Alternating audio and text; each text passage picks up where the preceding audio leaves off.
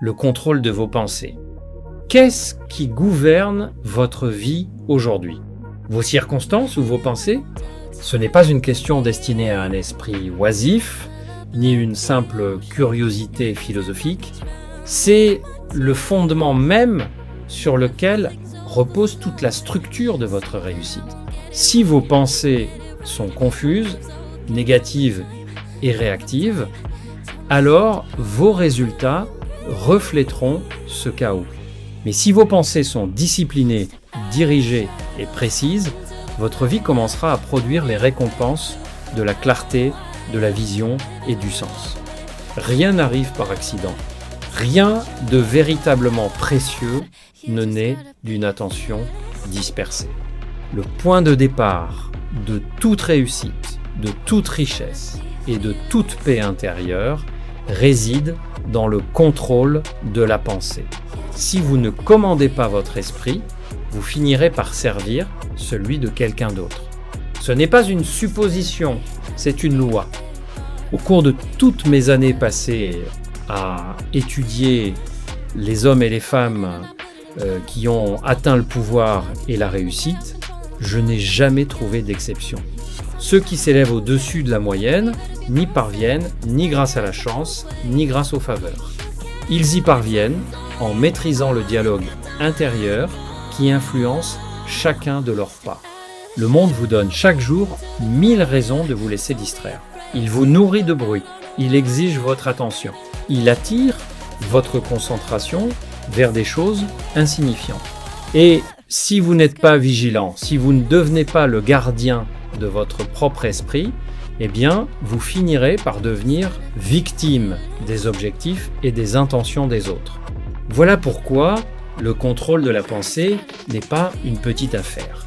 C'est l'une des responsabilités fondamentales de la vie. Toute action commence dans l'esprit. Toute réussite est d'abord imaginée par la pensée avant de devenir une réalité dans le monde extérieur. Au moment où vous permettez au doute de s'installer, vous plantez la graine de l'échec. À l'instant où vous entretenez la peur, vous donnez du pouvoir à la défaite. Vous devez comprendre cela.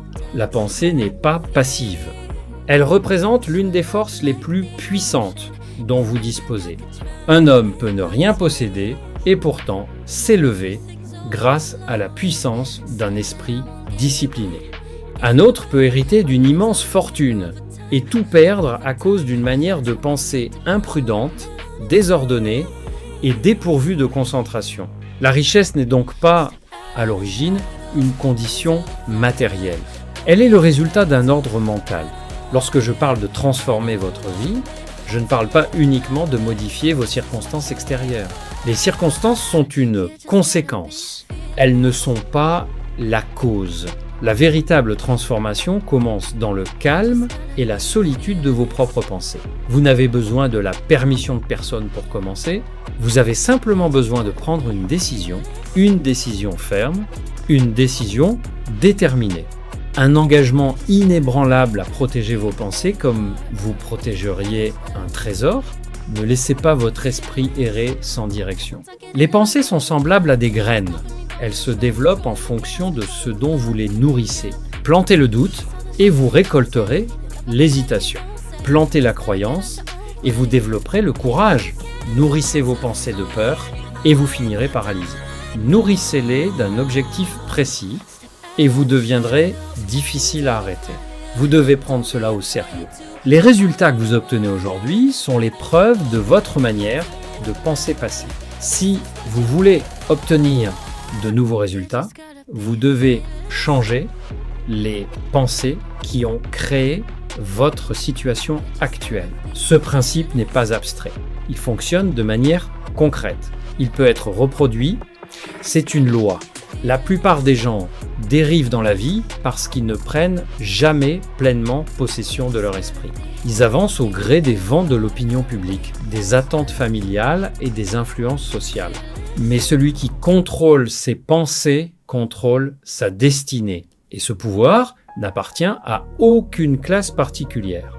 Il n'est pas réservé aux privilégiés, il n'est pas non plus exclusivement accordé aux personnes les plus instruites. Il est accessible à tout le monde, mais très peu de personnes l'utilisent réellement. Alors je vous pose cette question. Utilisez-vous votre esprit ou est-ce votre esprit qui vous utilise? L'avez-vous entraîné à obéir à votre volonté ou le laissez-vous courir dans toutes les directions, attiré par chaque nouvelle distraction, les richesses que vous recherchez, la paix que vous désirez, la réussite dont vous rêvez? Tout cela n'est pas quelque part à l'extérieur, attendant simplement que vous tombiez dessus par hasard. Tout cela existe déjà potentiellement en vous. C'est enfermé dans la structure même de vos pensées. Changez cette structure et vous changerez tout. Maintenant, soyons précis. Contrôler ses pensées ne signifie pas les réprimer. Cela signifie les sélectionner consciemment. Cela signifie nourrir votre esprit uniquement avec ce qui soutient votre objectif précis. Vous devez devenir extrêmement exigeant avec votre attention. Éliminez ce qui est insignifiant. Protégez votre concentration comme vous protégeriez votre propre vie. Parce que votre concentration détermine votre vie.